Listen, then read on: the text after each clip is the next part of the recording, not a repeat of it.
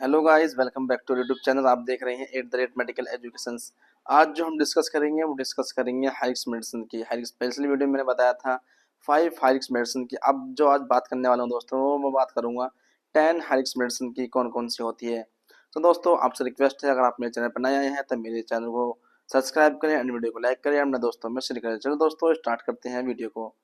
सबसे पहले जो इंजेक्शन जो दोस्तों आता है वो आता है दोस्तों पोटेशियम क्लोराइड, जिसको हम KCl के नाम से भी जानते हैं। ये एक 10 ml की वायल आती है दोस्तों। इसको हमेशा IV रूट से इसको देना होता है। और अब बात कर लेते हैं इसके यूजेस की दोस्तों। इसका यूज जो दोस्तों होता है, जब हमारे शरीर में पोटेशियम की मात्रा बहुत ज़्यादा कम हो जाती है, यानी कि नॉर्मल पोटेशियम जो दोस्तों होता है वो होता है 135 टू 145 जो नॉर्मल होता है।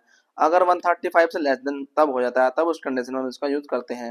अब बात करेंगे इंजेक्शन साइनेस की दोस्तों। इंजेक्शन साइनेस 1 ml की एक वायल आती है जो 5 mg में होता है। और इसका जो रूट दोस्तों जो होता है वो IV और IM दोनों ही रूट से इसको हम दे सकते हैं, यानी कि इंट्रावेनस भी हम इसको दे सकते हैं और इंट्रामास्कुलर भी हम इसको दे सकते हैं। और अब बात करते हैं इसके यूजेस की, यानी कि इसको सिजोफ्रेनिया या मेंटल डिसऑर्डर इन दोनों कंडीशन में यूज करते हैं। और भी बहुत सारी कंडीशन है। अगर मैं सारी कंडीशन आपको बताऊंगा तो वीडियो बहुत ज़्यादा लंबा हो जाएगा। अब जो दोस्तों बात करते हैं इंजेक्शन हेपेरिन की। इंजेक्शन हेपेरिन दोस्तों ये एंटीकोगुलेंट ड्रग है, यानी कि इंजेक्शन हेपेरिन, यानी कि अब बात करते हैं इंजेक्शन हेपेरिन की। जो 5 ml की दोस्तों वायल आती है जो 5000 इंटरनेशनल यूनिट की होती है, इसको दोस्तों तीनों रूट से इसको हम दे सकते हैं, यानी कि इंट्रावेनस भी इसको हम दे सकते हैं। और अब बात कर लेते हैं दोस्तों इसके यूजेस की, यानी क्लोटिंग 9 फैक्टर्स जो होता है उसकी डिफिशियंसी को ये कम करती है इंजेक्शन। और भी बहुत सारे दोस्तों इसके यूज हैं। कोरोनरी आर्टरी में हो गया, पल्मोनरी एम्बोलिज्म हो गया, डीप वेन थ्रोम्बोसिस हो गया, और डायलिसिस और या फिर बिफोर सर्जरी से पहले भी हम इसका यूज करते हैं। तो दोस्तों कुछ यही यूज थे इंजेक्शन हेपेरिन के। अब दोस्तों बात कर लेते हैं इंजेक्शन इंसुलिन की। इंजेक्शन इंसुलिन दोस्तों ये भी एक हाई मेडिसिन है। जब जब पेशेंट का शुगर लेवल बहुत ज़्यादा बढ़ जाता है तो उस कंडीशन में इसका यूज़ करते हैं। इसको दोस्तों रूट की बात कर लेते हैं दोस्तों। रूट जिसको IV और सब कुछ टेनिस, यानी उसको दोनों रूट से हम दे सकते हैं, यानी कि इसको कभी भी IM नहीं देना होता, यानी कि इंट्रावेनस देना होता है। तो हमेशा फ्लूइड में ही डाइल्यूट करके हमें देना होता है, यानी कि इन्फ्यूजन बना करके इसको हमें देना होता है। और सब कुछ टेनिस दोस्तों हमेशा इसको इंसुलिन सिरिंज से हमें इसको लगाना होता है। और अभी कुछ यही यूज थे, जब पेशेंट का शुगर लेवल बढ़ जाता है तब हम इसका यूज करते हैं दोस्तों, जैसे इंजेक्शन इंसुलिन का।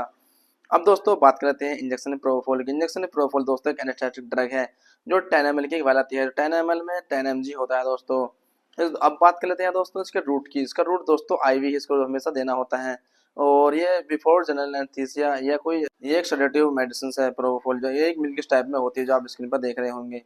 तो दोस्तों कुछ यही इसके यूज थे इंजेक्शन प्रोपोल के। अब बात कर लेते हैं दोस्तों इंजेक्शन मिडाजोलम के। इंजेक्शन मिडाजोलम दोस्तों 10 ml की वाल आती है, 10 mg में होती है दोस्तों। इसको हमेशा IV और IM दोनों ही रूट से इसको हम दे सकते हैं, यानी कि इंट्रावेनस भी इसको हम दे सकते हैं और इंट्रामास्कुलर भी हम इसको दे सकते हैं। अब दोस्तों बात करते हैं इसके यूजेस की दोस्तों। जिसके यूज दोस्तों होता है सीवियर एंजाइटी हो गया, या बिफोर या कोई अन्य प्रोसीजर हो गया, इनके सर्टेन प्रोसीजर हो गया, तो उस कंडीशन में इसका हम यूज करते हैं।